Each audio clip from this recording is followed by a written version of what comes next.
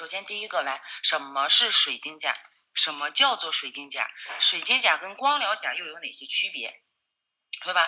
水晶甲是什么呢？其实现在美甲是使用的水晶甲，它就是用我们的水晶甲液，就是水晶液和我们的水晶粉及其它们两个掺到一起的时候，一个固化反应，然后就是这么一个反应啊，是一个反应。也就是说，需要用到的是水晶粉和水晶液，就让它俩进行一个光聚合，需要一个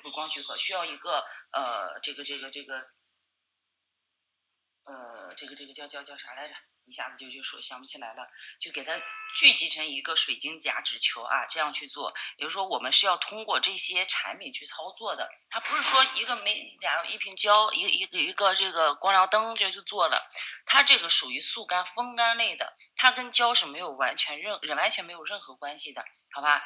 然后其实这个水晶啊是美国的一个科学家，在五六十年前。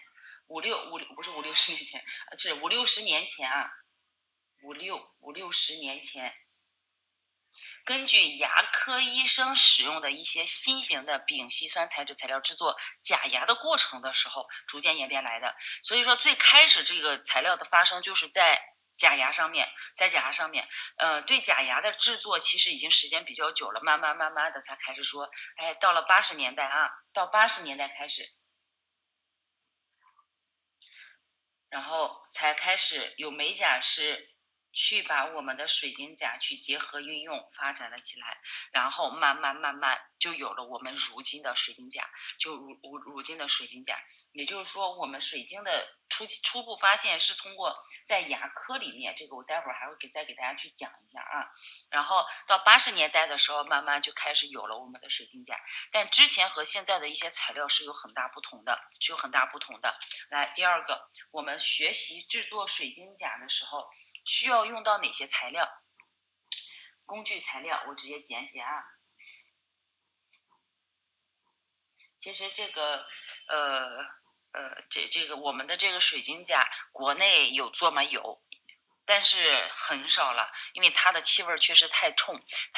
像在国外做这个确实比较多，一个结实，另外一个牢固度好，第三个就是快，慢慢学啊，慢慢学。来，工具材料，首先第一个水晶甲液，叫做水晶液，哎，就这种。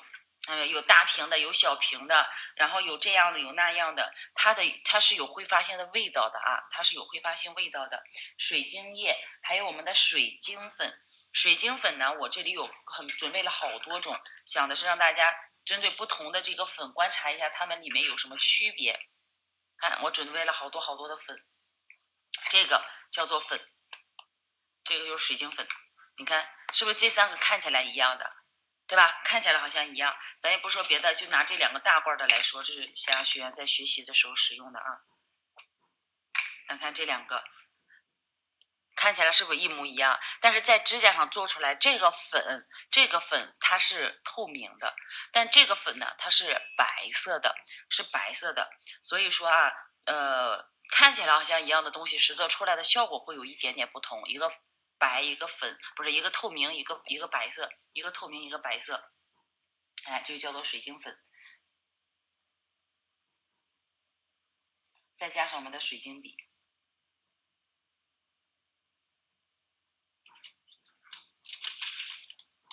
这么多各个尺寸的型号，待会儿详细给大家讲解。还有什么？我们的消毒剂、干燥剂、结合剂啊，这是这个水晶甲里面必用的。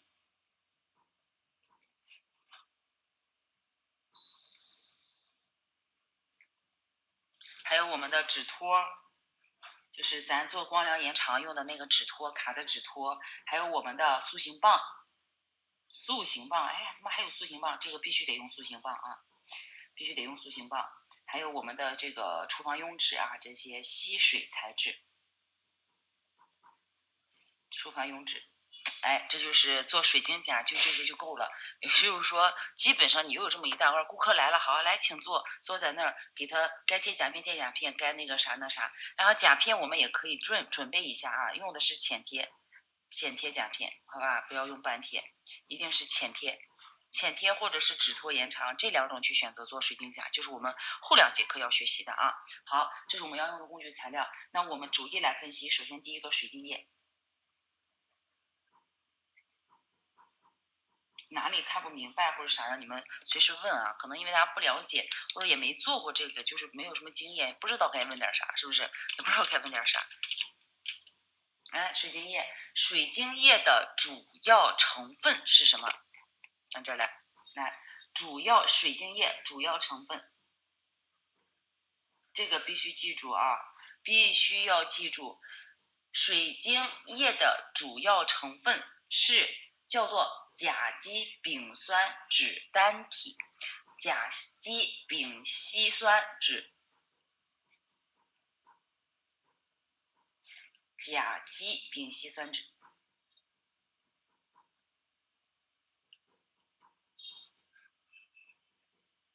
为什么咱一直就说做水晶来形成一个假脂球？假脂球就是这个脂啊，假脂球叫做甲基丙烯酸酯单体。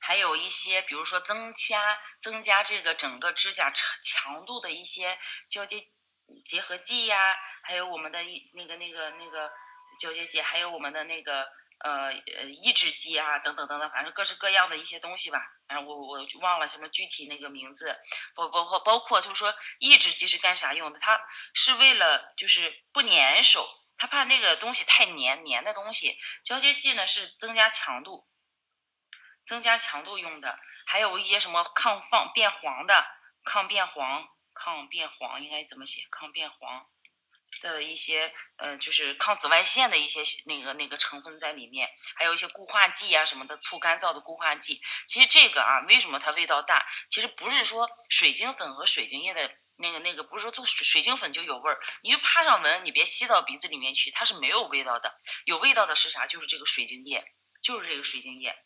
好吧，所以水晶粉本身无味道，水晶液的味道较大。它其实有点像什么？比如说我们那个酒精、汽油，对吧？你不能说是因为有味道，它就一定有伤害，这个不能说太绝对啊。你像酒精和汽油，它都属于挥发性的一些液体，像挥发性自挥发性的时候，这种它就一定会产生一些味道，可能每个东西的味道不同，但水晶液的味道就有点类似于那个汽油的那个味儿，但有的人喜欢闻，有的人就不喜欢闻，所以说不代表有气味呢，所有的顾客都做不了。那他既然想做这种的话，他一定是要能接受水晶液的这个味道的，好吧？一定要接受这个水晶液的味道的。所以说，大家不要觉得说，哎，水晶粉有味道，什么怎么样？现在包括市面上还有一些产品会告诉大家，哎，我会减轻这个水晶液的味道，我会怎么样。说实话啊，味道越轻的，它有可能会有用吗？有用，但是它干的速度可能会比较慢，干的固化就是干透的速度可能会比较慢。所以说，就算它标的是没有味道的话，你打开它也会有一点点味道，也是有水晶液味道的啊。然后水晶液呢，现在一般分为3种，第一种呢叫做快干性，第二种呢叫做中干，第3种叫慢干。也就是说，哎，这里面就有意思了啊！快干、慢干和这个中干，哎，怎么有这么多？你们想想，为什么我看人家去做，我看别的老师做，或者我看别的主播再去玩这个的时候，他那个很快就能成型，去做出一些东西。为什么到咱们这里来，他就一直变成一些稀稀淌淌的？对吧？它就跟一些摊开的怎么也成不了形，就很难做，不好控制。其实这个着重不在于粉，而在于你使用的水晶液。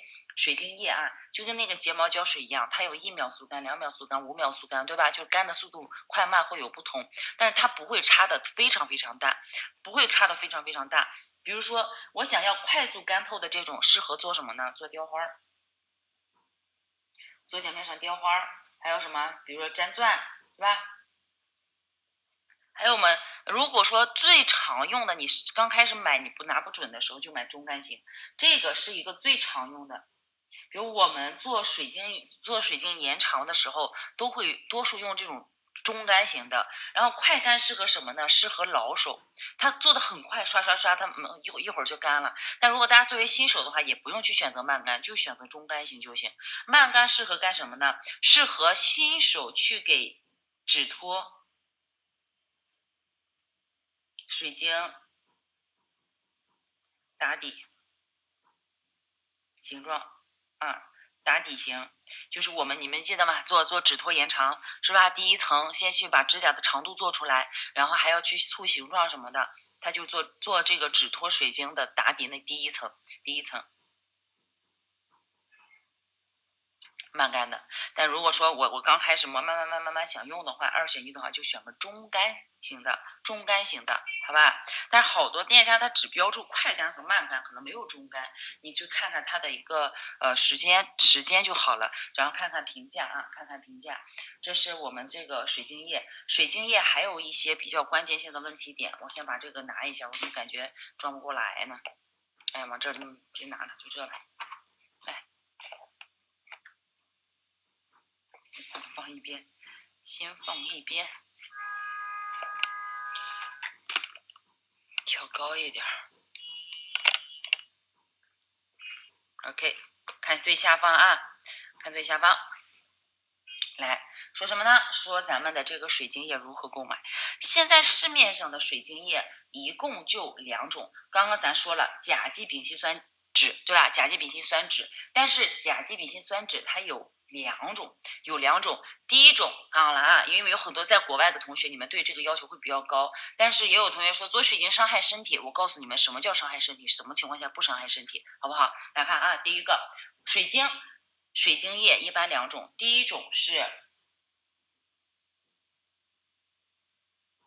MMA， 就叫 MMA， 很多这个水晶液上面它会标注 MMA、EMA 啊，就会标注它具体的主要成分是什么 MMA， 这个MEA 这个是 MMA， 它的一个英文啊，我给大家写一下，我怕有错，如果有国外同学记得说，它其实它的英文名。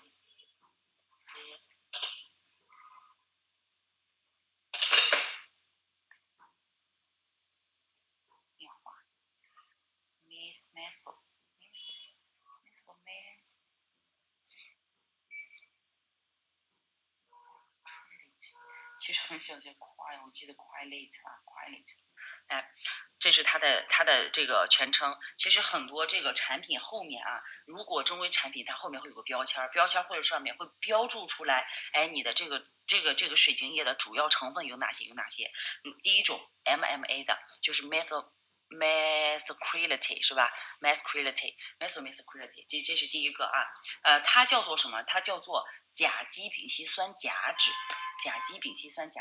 这个你们觉得说，我有必要学吗？什么上UK怎么上化学课？但是这个必须得懂。甲基丙烯酸，咱不是说其实甲基丙烯酸酯单体吗？但是 MMA 指的是甲基丙烯酸甲酯。应该是这么写啊，如果错了的话，你们到时候自己再百度一下，应该百度百科都有，你们就搜甲基丙烯酸甲酯就能找出来，好吧？然后这是它的一个英文名和全称，还有一种呢叫做 EMA， 它叫做甲基丙烯酸乙酯。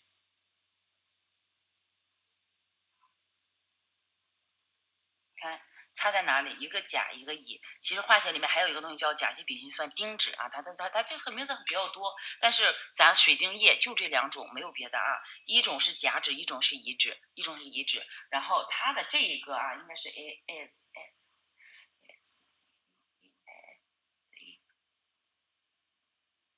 对，是这样的啊，一个 ME 改成 E， 我这么记的。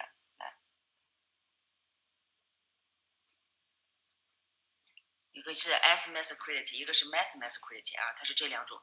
然后它在这2种到底有哪种区别？它们的区别有啥不同啊？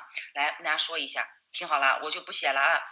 MMA 就是这一个，第一个，它的主要用途是在假牙的牙冠以及牙桥，还有什么呢？亚克力，你们听啊，亚克力还有有机玻璃的制作。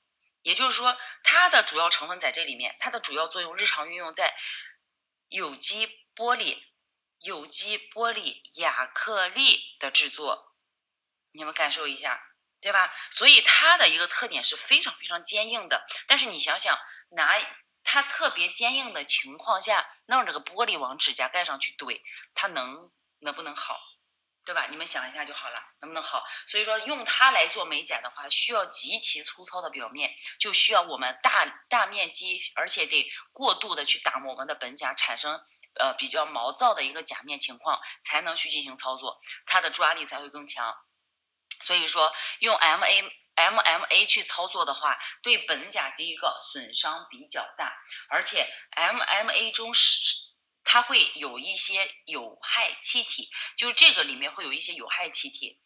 像这种气体的话，如果大量吸入，会刺激眼睛，或者说刺激我们的呼吸系统、呼吸道，还有可能说会引起这个皮肤的过敏。所以说，如果你们要用 MMA 的话，一定要有专业的人士，或者你有老师帮你去找，告诉你这个地方要怎么样。也就是说，必须得给你做好全面保护之后再去用。尤其是怀了孕的宝宝，在国外啊，怀孕的宝宝，看好你们用的水晶液，如果它的成分里面还有写着有 MMA， 就是 Methylmercurate 这个英文标啊，就会写这个或者是这个的话，那么你一定要慎重，一定要多多注意。好不好？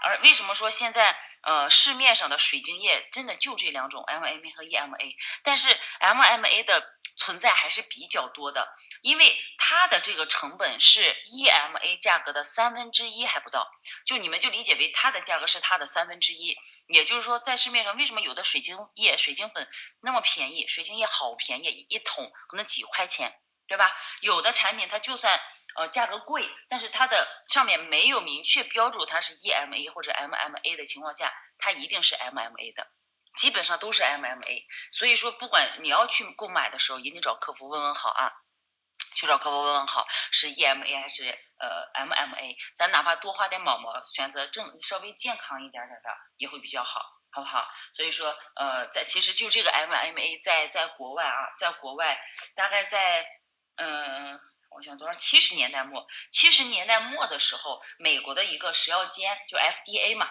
然后他就全面禁止了 MMA 的就禁止了这些它在美甲行业里面的一些使用，就是说，把这个东西直接给 pass 掉，就不允许用了。啊，就不允许用了。所以说，你们经常会问，这个那个美甲液这个味儿对人体有伤害吗？对，怎么样？如果你选择合适的水晶液，没有。但如果你选择一些不正规的一些水晶液啊，它就会有伤害。有伤害，这个答案是确定的。另外啊，这个 EMA 它有哪些好处？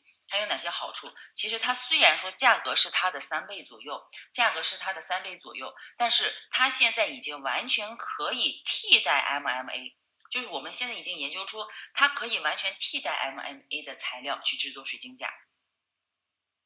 而且它做出来的水晶甲韧性一定是要比这个 MMA 的要强。你想想，它是玻璃，又是什么？这叫什么来着？那个亚克力，对吧？那些东西它有什么大韧性？韧性够了，它就会变软，但是不是说那么软啊？它在有足够的这个硬度的情况下，它的韧性也增加了。但是因为我们国内并没有对这个行业有明确的规范，在国外应该还好啊，在国外买应该还好。因为你们那边可能要求会比较严格，但是在国内没有，所以大家在国内选择水晶液的时候一定要慎重，好吧？这是这个第一页，简单大家来看一下。到现在来说，我也不知道有多少人啊，我也看不着。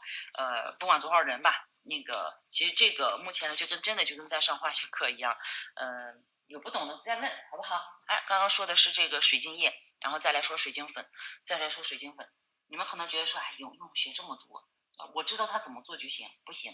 那顾客问你啊，它为什么这么大味儿？你怎么给他解释？这个粉这么大味儿吗？这个液这么大味儿吗？我买的时候我买的这个，老师这个对我有伤害吗？我敢不敢用？顾客会怀疑对我有没有伤害，对吧？那你知道了它两种的区别，你用买好的时候，你跟顾客去解释就可以了，好不好？就这个啊。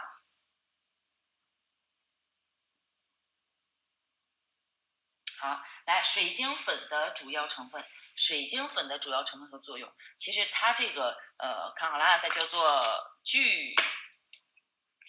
你们记得那个水晶液是什么呢？水晶液，甲基丙烯酸酯单体，还记得吗？甲基丙烯酸酯单体，它这个前面加一个字叫做聚，就是相当于把前面的那个东西给它聚集起来，变成一个小球球。甲基丙烯。我上学真的，我这个化学都没搞得这么明白过。甲基丙烯酸甲酯啊，聚它，所以说它的简写就是 PMMA。PMMA，它是一种混合丙烯酸甲酯，就是混合啥呢？混合 EMA 和 MMA 或者是 MMA 的两种单体的物质，啊。我不知道你们这些，我简单来说吧，就不说的太麻烦了，好吧？你们大概知道这个就行了。再来说下一个比较关键的，就是我们的那个叫什么来着？水晶笔，就是这个水晶液跟水晶粉会发生一个混合的作用啊，会发生一个混合的作用。比如说，来，同学们，我随便拿一支笔，有一支打开的，哎，这打开了，待会儿还教你们去开笔。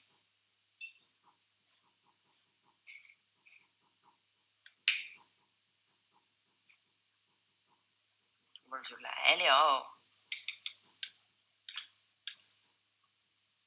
看啊，水晶液，也就是说我们的 EMA 和 MMA 与我们的水晶粉，这是个透明的哈，这是个透明的，然后来让它俩，你看到没有？发生一些化学聚合的反应，它是一个化学聚合反应，会形成什么呢？哎，一个小小的夹脂球，会形成一个小小的夹脂球。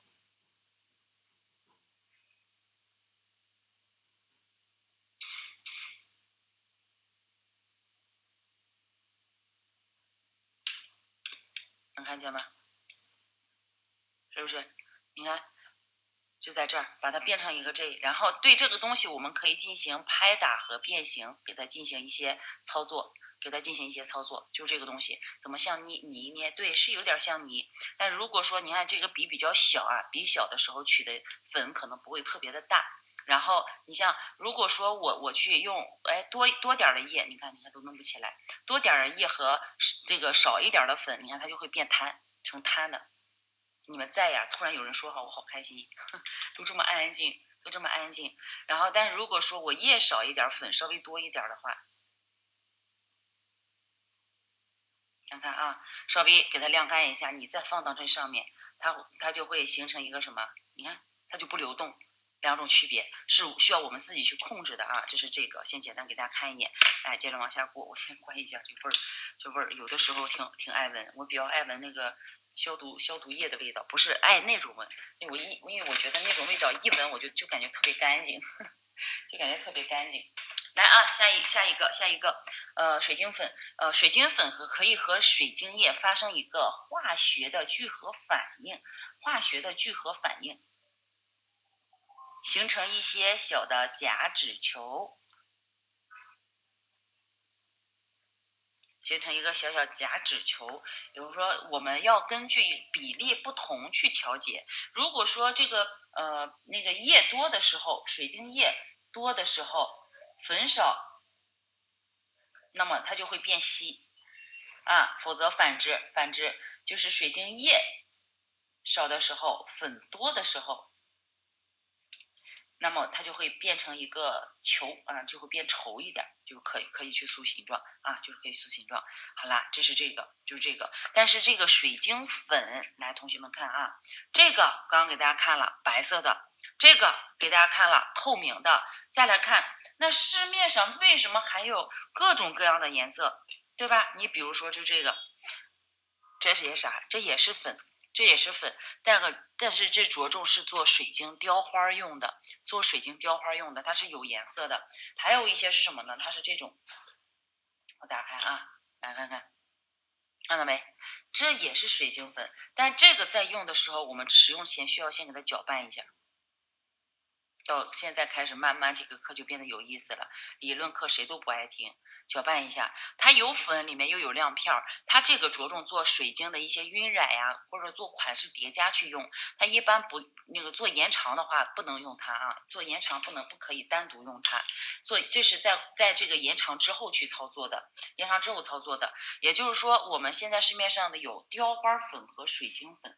其实之前如果你们看粉雕课的时候，我给大家去讲过雕花粉和水晶粉，也就是说，水晶粉它可以用来雕花，但是雕花粉是不可以用来做水晶的。那意思吗？就是水晶粉是一个大类，雕花粉属于水晶粉这个大类里面，但是水晶粉它能用来去雕一些花，做一些动物呀，弄些花啊等等等等的浮雕的什么什么都可以。但是你用你的雕花粉，就这个东西不能用来做不能用来完全替代水晶粉去做延长，它是不一样的，好吧？这个要多多注意啊。它的颜色比较多，常见我们做指甲延长体的话，颜色一般是透粉色。粉透啊，透粉，还有这个透白，就是透明的，就是透明的，别写透白了，就写透明的，好吧？还有一种白色，也有自然色。比如说粉透呢，它会写的，一般那个包装上面会写 pink，然后透明的就写 clean 啊，clean 是这么拼吧？白色 white，还就基本上就这么多啊，基本上就这么多。我昨天晚上总结了好多问题点，我想都给你们，但是我现在又在讲的过程中，我又想会再删掉一会儿，再删掉一会儿啊！来，水晶笔的选择，水晶笔的选择，水晶笔的构造啊，水晶笔的笔毛一般是用什么呢？用的是动物的那个貂毛，你们知道那个吗？就这个。笔毛多是用它，所以一支笔的价格一般都在100块以上，100块以上。但也有尼龙毛的，尼龙毛也会代替一些这个动物毛，它使用起来也会比较流畅。不代表说一定要选择貂毛的啊，不一定选择这种。它还有一些其他的这个那个材质的啊，等等等等等什么样的，反正基本上我们如果真正后期用的话，就选择这种的，会让整个粉做出来更流畅。比如说貂毛的笔这种材质的笔，它做出来的粉球，你在铺粉的时候会感觉甲面非常的流畅光滑，但有一些吧，它就会容易起一些笔痕啊、毛刺呀、什么坑坑洼洼的，不一定啊，不一定。来。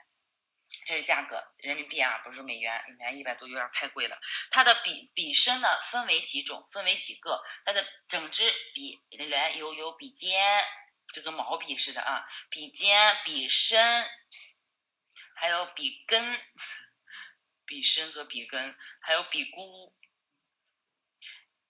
你来说，笔箍我要什么什么什么样的啊？还有我们的笔杆。啊，5部分，它的主要它的这个构造啊，它的构造。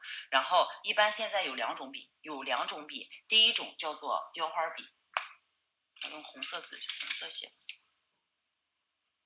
用水配合水晶用。第一种叫雕花笔，来看一下。我刚刚这个笔洗干净了没有？就拿走。哎呦，这低级错误，千万别干了，没事，洗过，吓我一跳。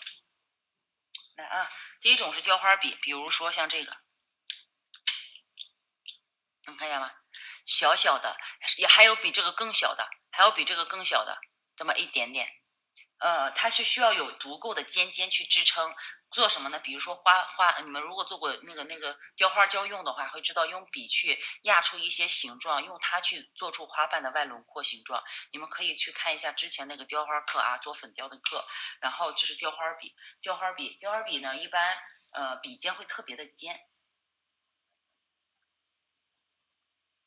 哎，笔尖特细，我写一下啊，笔尖特细，笔毛少。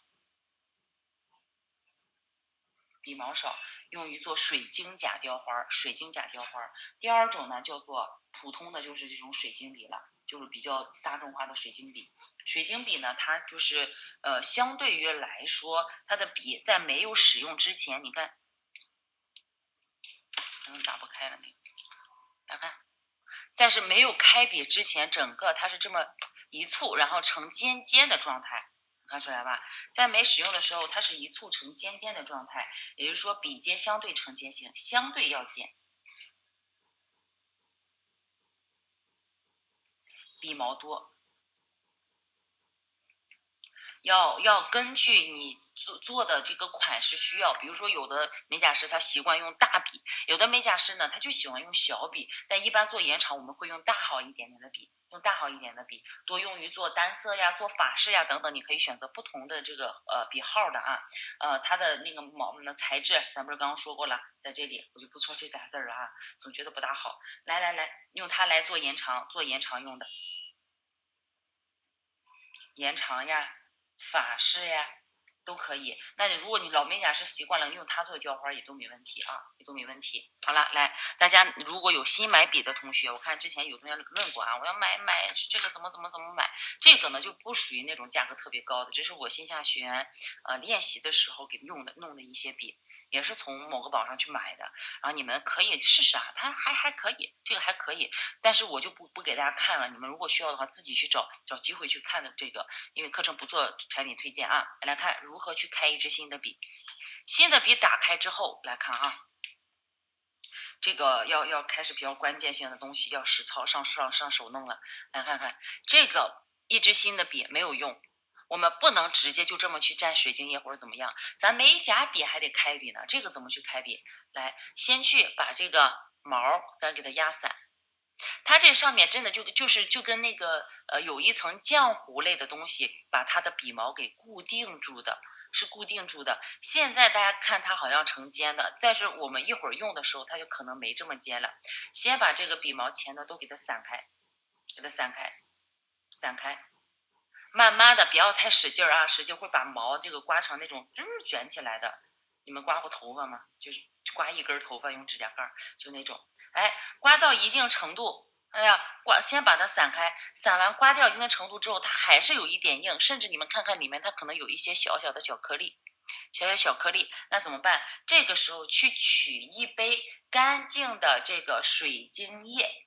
取一杯干净的水晶液，还有需要用到什么？厨房用纸，看好了啊！我们从笔尖开始去蘸取水晶液，一直到，哎，你看我就点了一下，它会吸水，看到没？呜就吸上去了，一直到笔毛的根部完全压进去。你看它会有一些嘚嘚嘚小气泡出来，有小气泡是啥？那是空气，笔毛里面的空气，那个没关系啊。我们使劲压上一段时间，来把笔毛上多余的水晶液刮掉，在这个厨房用纸上，你用榉木棒也行，你用这个叫什么来着？就是咱这个东西也可以，但是在使用的时候我们要干啥？现在要把笔毛里面的那个，你看这白色东西，不知道大家能不能看清啊？不清楚，能看见里面这些白色的东西，慢慢的给它刮出来，刮一刮，再转一下，再刮一刮，一定要轻，力度不要特别使劲儿，一定要轻啊。这就是做水晶甲开笔对美甲师来说是一个比较耗时间的过程，但是你不能因为偷懒或者咋涮一涮就开始用，对你的笔的使用寿命是不太好的，好吧？刮一下，等这儿感觉刮干净了之后，干啥？再次去洗一下，这个动作需要重复到2到3次吧，重复2到3次，一直你看到笔毛里面没有过多的那种小颗粒啊，而且洗完的笔是那种一看就特光滑的，就跟抹了大油头似的那种感觉。那这个笔基本上就洗好了。现在看看是不是就有点那感觉了？它不像是炸毛的那种啊，它就会好一些，好不好？这个我笔其实这支笔不是新开的，这支笔不是新开的。我有些笔，我教大家方式方法啊，你们知道怎么用，直到你感觉刮的差不多，好，2到3次重复操作2到3次，然后最后干啥呢？最后把你的这个水晶液给倒掉，水晶液咱就不要了，它脏了，咱要它干啥？是不是越洗越脏？越洗越脏。好，把它倒掉。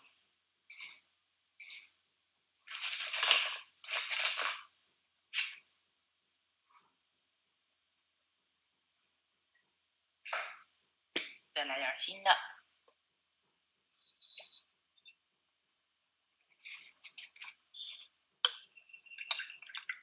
水晶液有瓶子有那种带尖尖嘴的，会比较好用。然后取新的之后，我们再去把这个笔毛涮一次，这个笔就基本上来说可以了啊，就可以了。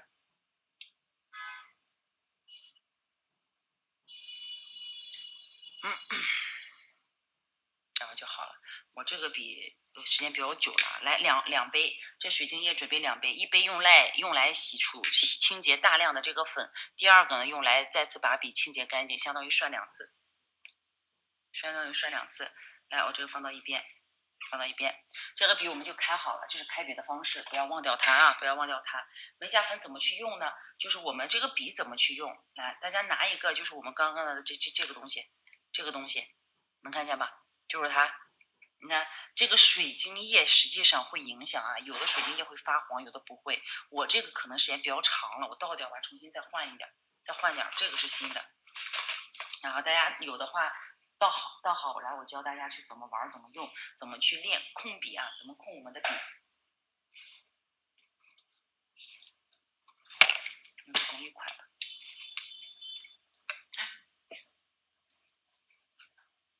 尽量有这个短印的同学就不要玩这个。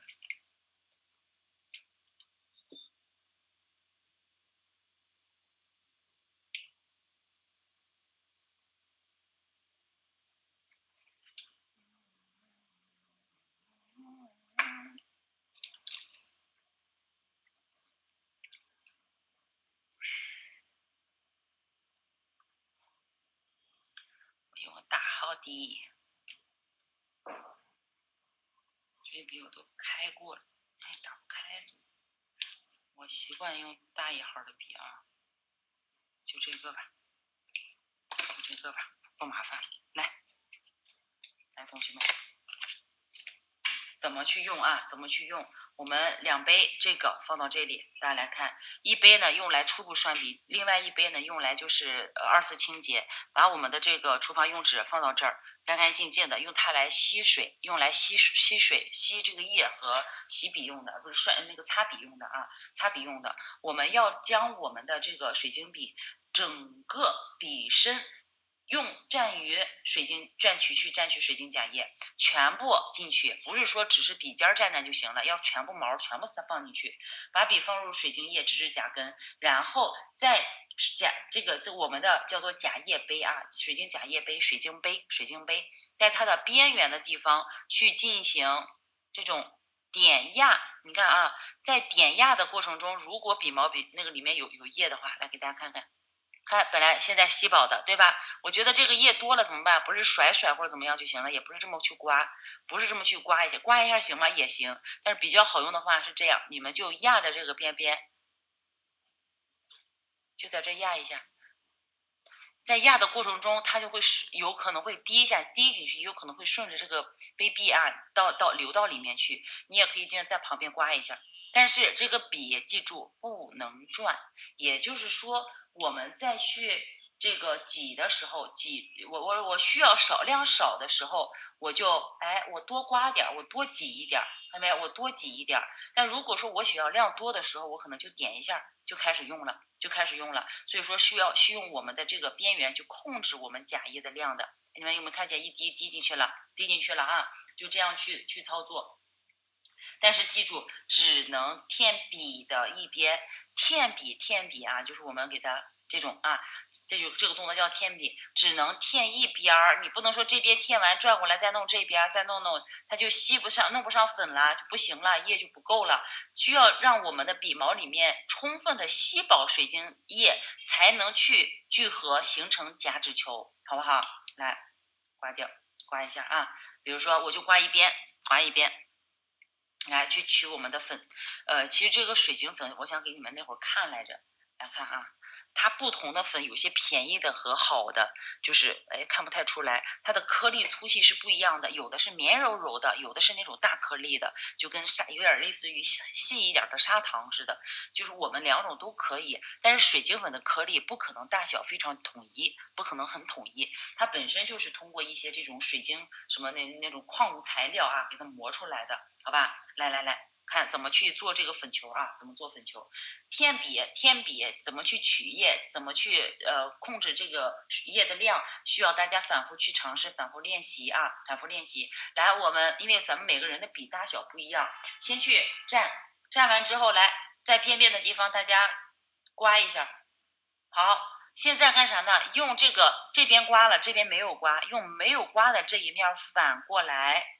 这是个什么颜色？这个白色啊！来到我们的水晶什么粉里面，你不要有坑，有坑的话你晃一晃，好吧？到水晶粉里面看啊，倾斜进去，不是直接平着放，也不是竖着放，微微倾斜放进去，用笔尖着重用的是笔尖去取这个粉球，再压下去之后，别接着拿出来，你看它就掉进去了，这个就没有用了啊。来，要怎么做呢？整个这个笔毛，来笔尖的地方斜着放进去，因为它里面还有很多的水晶液，所以我们可以多次点压几次，就可以取出一个大粉球。这个粉球可以吗？这是因为白色啊，所以大家可能看起来这个颜色会有点，怎么这个样子的？其实就这种。好，然后把它放到我们需要放置的地方。放的时候怎么放呢？拿这个笔，别虚焦啊。放的时候有可能笔会那个感觉不好放，那你就稍等等，然后往下压一压，你的笔就可以拿下来了，好不好？拿下来之后马上去擦笔，再去涮笔，把笔弄干净。好，这个时候如果你需要去塑造形状，那我们再去塑形。一会儿我再去跟大家说这个形状的问题，好不好？再看一次啊，我不用这个白色跟纸会有点冲色是吧？我是大罐的啊，我们教学用，我买了些大罐的。再看一次啊，往前来点，来填笔，好，水晶液多的时候，1、2，好，看，放到哪儿了？放到你的甲面或者是纸上，拿不下来的时候，轻轻点压一下就下来了。然后你看，自然流淌的这个弧度是很好看的啊。然后通过这个，我们对它进行拍，这叫拍，拍可以吗？可以，这是拍。然后这个叫刷，好吧？这个推，就是一些关键性的字推。对它进行的一些操作，你看看，就这个意思。再看一次，如果说我要取一个小粉球怎么办？那我多刮一下，让这个水晶笔里面的水晶液少一点，然后用笔尖我再轻轻的再点进去，小的粉球就出现了，一个小小的球。不着急啊，取了粉也不着急，马上放，好不好？笔尖形成一个小球，具体量的大小，你比如说我想做的指甲长一点，不是用来先去铺第一层吗？我想做的量长一点，不是指甲长一点，那我就取的量可以多一点。然后如果说我就是为了粘个钻，那你去粘这么大的粉球干啥？是不是？就这个意思啊，大家可以去试一下，一个大粉球，一个小粉球，还能再小吗？可以。那我就把里面的液几乎就刮干净，用它的笔尖，比如说我要粘个钻，我只有这一支这个水晶笔怎么办？我拿笔尖一点点，我去，稍微让它晾干一下，不要着急放下去啊，再放，看很小的一个小球球就有了。看到没？大家可以去控制啊，怎么去取粉球，怎么去做，试一下，试一下哈。另外，水晶粉我们在用的时候有几种方法，一会儿给大家去说，现在我需要给大家布置一个小小的作业。如果说你们有这些工具的话，那么跟着我随堂去练，能看到现在，那就说明真的就是想把这个东西学会了啊。来看，我们去取粉球，取什么颜色都行，无所谓，无所谓。然后做的时候，接下来让大家需要去做几个形状。第一个做成正方形，也就是说，什么叫正方形？给大家打个样啊。来，先去蘸水晶液，然后量多一点，取个大粉球，放到这种油性纸上，不要放到你那种写字的本子上啊，那个东西用就没有用了。然后干啥呢？我们稍等一下，稍微让它干一点点。我这个液属于一个偏快干一点的啊。来看，稍微干一点点之后，我们用几种方法。第一种拍，就是笔毛呢一定要干净。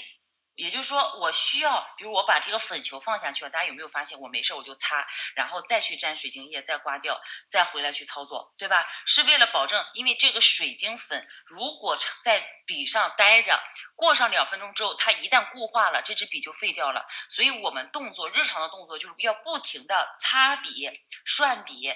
然后你用这笔上的液去调整整个我们的这个水晶的形状，然后如果想要圆的要圆的，如果想要正方形，看好了啊，怎么去放？这个现在的笔是干净的，这个是圆的，用笔毛的侧身部分来看，往里去推，能发现吧？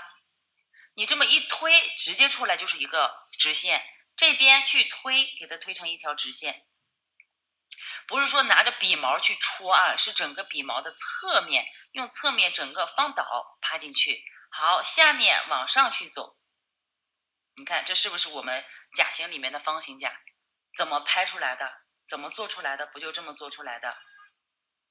拍成一个小正方形，接近小正方形，你不用非得看那么标准，还拿尺子量，没必要了啊。来，那现在表面你看它是有一点厚的，那怎么办？我们去拍，就是边拍边调整形状，一边拍平一边调整形状，然后待会儿你们就可以拿下来这个东西。然后感觉笔发黏的时候，只要觉得笔发黏了，我们就可以再去蘸水晶液。如果觉得你拍完之后甲面不平整，我们就可以用刷的方式，一定有水晶液的情况下，刷的方式给它刷的平滑一点点，好吧？那都会做的话，咱这个东西就不难了，是不是？来给它拍成一个方形的，好不好？然后从侧面去看的话，你的整体从前面到后面的厚度一定要一致，你不能说有高有低，能看见吧？厚度要一致，给它拍出来。拍好之后，下一步干啥呢？我们去拍一个爱心。你会做爱心吗？或者说做一个那种法式头头的，来取粉。我做几个啊，大家来看。这里面你看脏了没？就学员练习用。好，取粉球放下去，放的时候不好抽的时候，用点压，慢慢抬起来就抬起来，不要有可能直接抽走，抽走这个笔毛会发黏。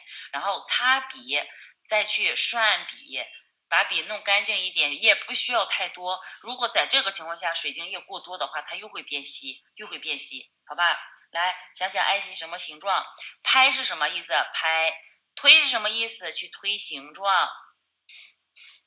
刷是什么意思？给它刷长或者刷成其他的样子啊。做个爱心是不是？我们要做爱心。来，这里下面小尖尖大概出来，然后这边从这边推进去。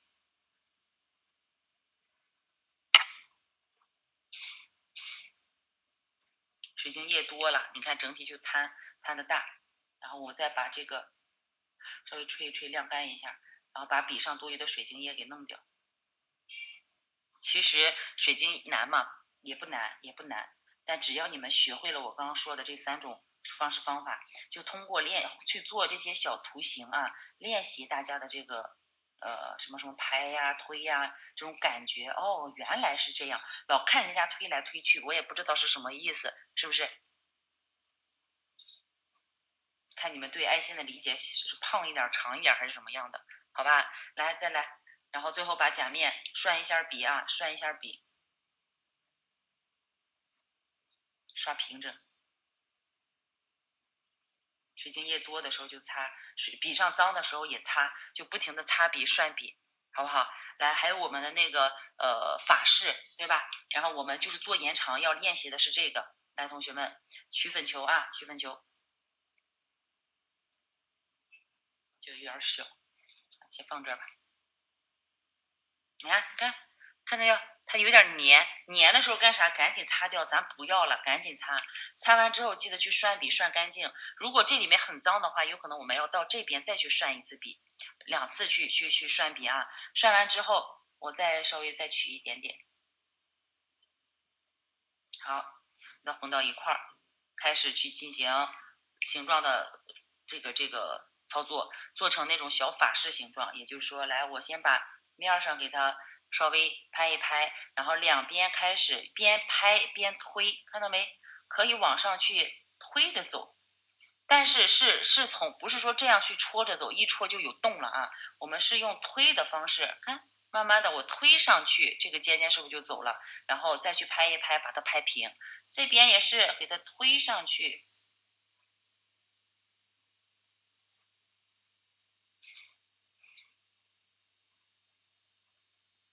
前面搜出形状来，这边往上去推，往上推。但是大家不要把笔弄的那个叶太多啊，叶太多，你就这个这个不是胶血了，这个粉它会变稀释，会稀释掉。其实通过推的方式啊，不用去这么去做，因为有指甲的话，它就不会像现在卡着这样去做。但是今天要让大家练的是先把基础的这个手法给它练会。边缘脏了怎么办？用笔尖，你看给它擦掉，边缘就非常干净了，是不是？来前面碎一下心，很好玩啊，就是我还挺喜欢闻这味儿的，其实。但是今天为了那个其他人，咱们工作好多人闻不了，所以于是我就跑到教室来了，到咱们线下教室来学习了。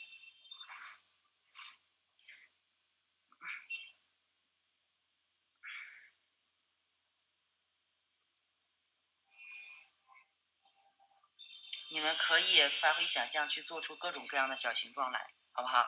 然后你用它去控好之后，来，我笔毛，我现在我就叶多一点啊，叶多一点，然后我取个稍微大一点的粉球，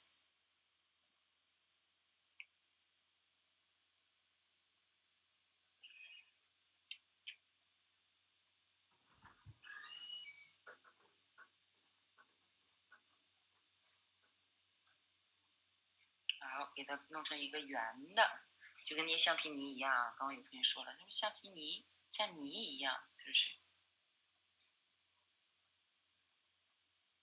哎，只要发现粘笔了，一定是笔干了，你该去取水晶液了，好吧？一定是笔干了，就跟我们那个跟美甲里面有一些东西也是类似的，去做啊，做圆的，做什么的都可以，好不好？然后如果说我想要一个比较立体的球的话，比较立体球的话，看怎么去放啊，这个就跟雕花有关了。我们再去先去取粉，你不想让它流动性不要摊开的话，去取粉球。取好粉球之后，不要过早的往指甲上或者某个地方去放，你先等待一会儿，让它稍微晾干一下。因为做雕花、做立体需要快干，其实在这个时候差不多就可以放置了。但如果你再等一会儿，它一旦粘到笔上就不好弄了。所以说你要去把握你这个粉的时间、干的时间，因为我们要的立体放下去就不能躺，放下去就不能躺，所以说我们可能会稍微晚一会儿。你看不躺了吧，对不对？是不是？所以等待一会儿，它出来的形状就会更这个硬一些。然后之前啊，最开始那会儿，说实话，那会儿水晶做的少，做的少，然后给大家讲的时候可能会有一些小问题点。但是现在来，咱给大家教点正确的，以后就学这些，把之前那些全部忘掉。立体的啊，出来就有了。你说咱们的很多是不是饰品呀什么也可以自己做出来？大家试一下啊！一会儿交作业就交这个，别的不要就交这个。等把这个会了，你们基本的那个手法也就懂了差不多，懂了差不多。大家写一下啊！我把笔涮干净，先放到一边。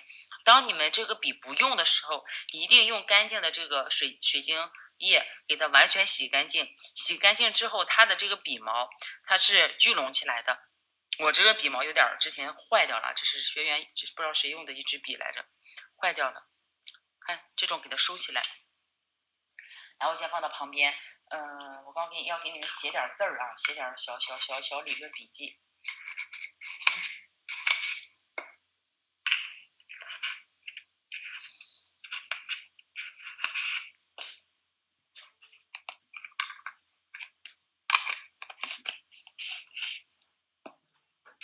哦，对，我忘了给你们看那个加固剂、干燥剂了，等实操的时候再给你们去讲那个。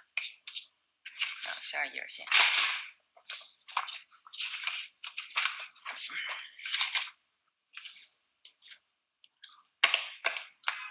这个小球球，现在这个已经干了啊，干了之后你抠下来了，你就做出来一个雕花小东西，你贴指甲贴哪儿都行。好了，那个有的先让它再干一会儿。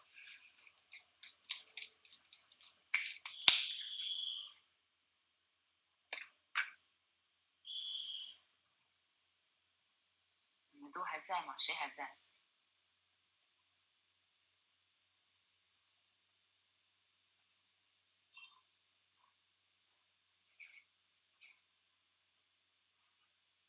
水晶粉做水晶甲还在呀，还在，哈哈，太好了！来，水晶甲的这个这个操作手法啊，也就是手法有哪些？刚刚我说了3个字儿，拍，然后还有什么推，还有刷，是吧？还有刷，拍推刷，就是比较简单来说，就第一个拍，第二个推，第3个刷。拍是用但是这3步一定是借助笔有水晶液，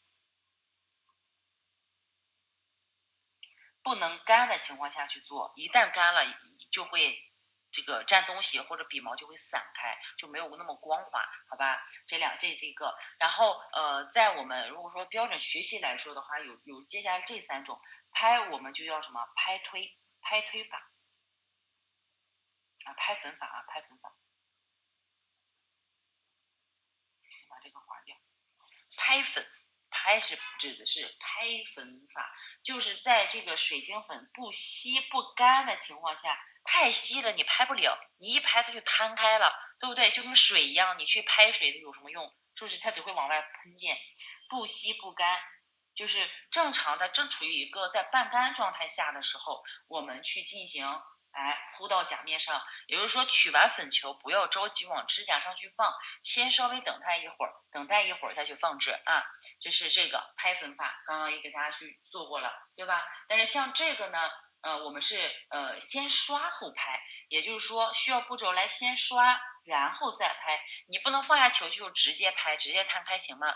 也行，但是来来回回吧，它来回就这么多，就跟拿着一支笔毛去把一滩泥给它怎么做出什么形状来是一样的啊，是一样的。这个拍的话，需要我们技术多练习啊，不可能说一下子就做得很好啊。来，第二个，这是 A 拍粉法，第二个叫做流粉法，啥意思？流粉法，我给你们去演示啊，等会儿我给你们去演示。第3种大家一块儿写的叫做挤粉法，其实这个挤粉法挤的这种形式，就是我让你们用推，就是指的是这个推。好吧，刷呢是出现在这两步里面什么都有的，2步都有的。用流粉法是让这个水晶液呈流动状态，越稀越好。流动状态越稀越好，然后靠什么呢？靠这个重力的影响，靠地心引力，靠重力，让这个粉自然流出一个漂亮的弧度，对吧？是不是比我们刷的就跟咱们美甲做建构一样，要比带着胶让胶自动去流平？但是这个呢，就是自动让它去流粉、流开、摊开，就会变得非常非常光滑。这个，但是一旦不小心呢，有个不好处就是容易流到甲沟里面去。流到甲沟怎么办？把笔擦干净，用笔尖处理掉就好了，用笔尖刷掉就可以了，好不好？但是用这种方法做出来的，它的形状是比较自然的，透明度高，透明度高，这个啊，透明度高，然后这个形状自然，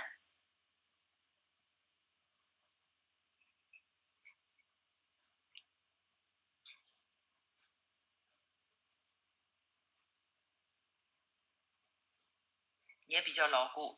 但是用这个拍粉法呢，在拍的过程中，笔毛是一根一根的拍进空气。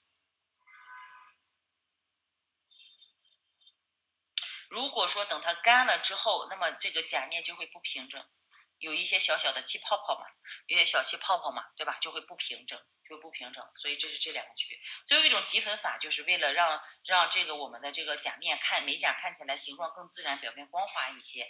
但是这也是所有里面比较好用的一个，就是给它推起来，给推起来形状去做形状用的，好吧？那这个留粉法是怎么去做啊？我随便拿一个指甲，我就不去这个涂。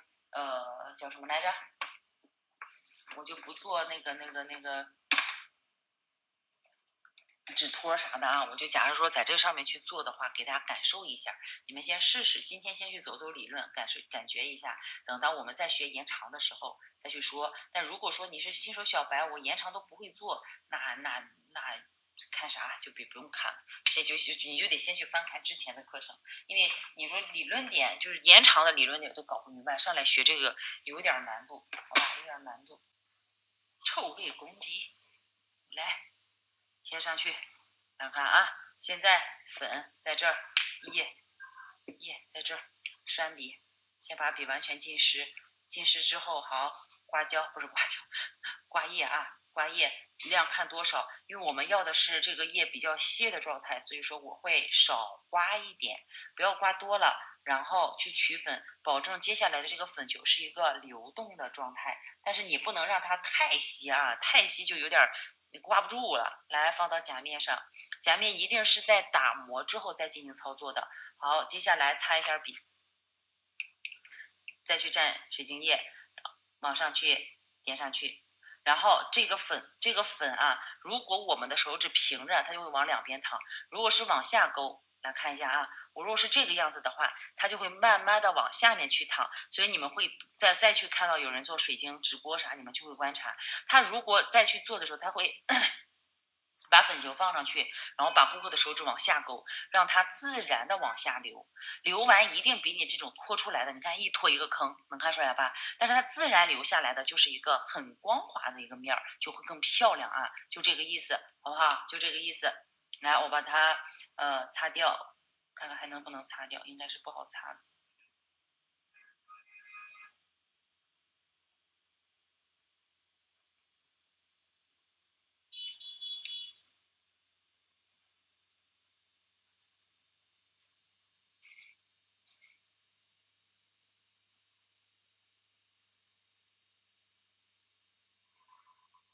来，再看一次啊，把上面那块补上，把下面做好之后，把上面那块也补上。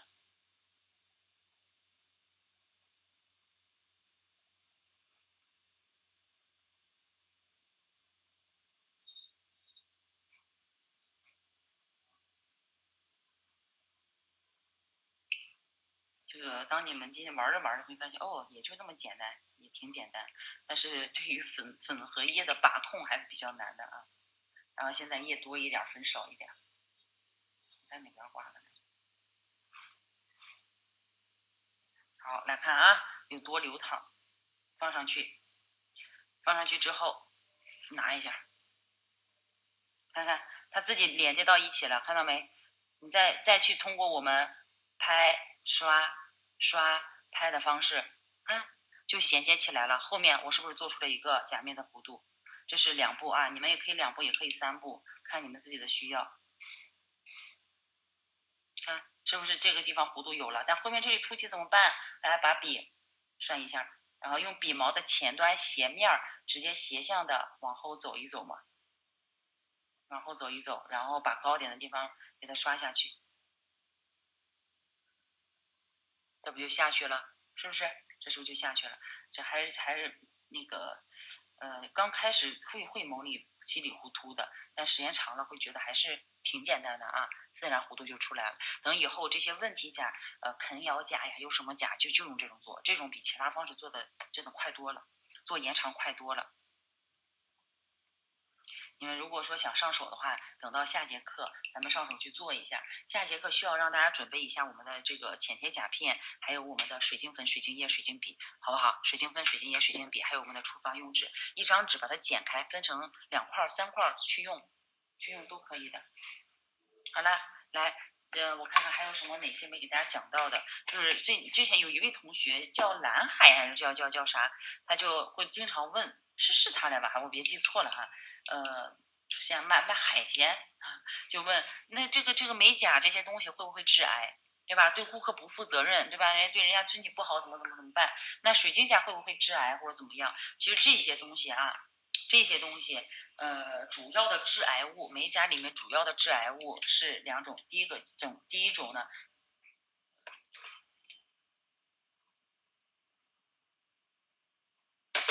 第一种呢叫做这个丙酮，丙酮。我在那个所在开播的时候，不是开播，就是直播课的时候，有同学问老师怀了孕能不能美甲，我备孕了能不能做美甲，我忘了是啥时候问的。然后说实话啊，你们日常这些甲油胶它是属于天然树脂，问题不大。但是如果说是用这个卸甲水，不劣质一些不太好的卸甲水里面就会含有丙酮，好吧？但是你要说甲油胶里面可能有的有，但是那个量微乎其微，你们可以完全 pass 掉，完全不需要做过多担心。但是有的东西千万不要买些劣质产品图便宜啊！还有我们的这个今天讲的这个水晶液 MMA， 这里面也会有吗？会有一点点，这2个多注意，好不好？这2个多注意。还有我们甲油胶里面有些铅呢、汞呢，还有一些砷呢，铅、汞、砷。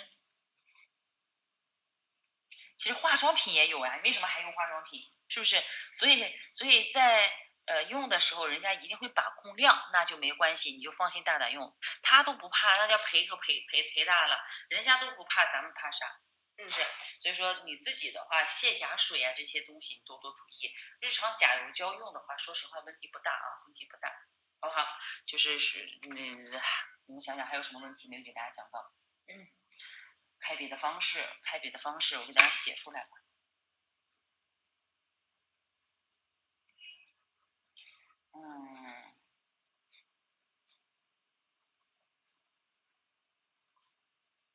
先碾开笔毛，然后浸泡。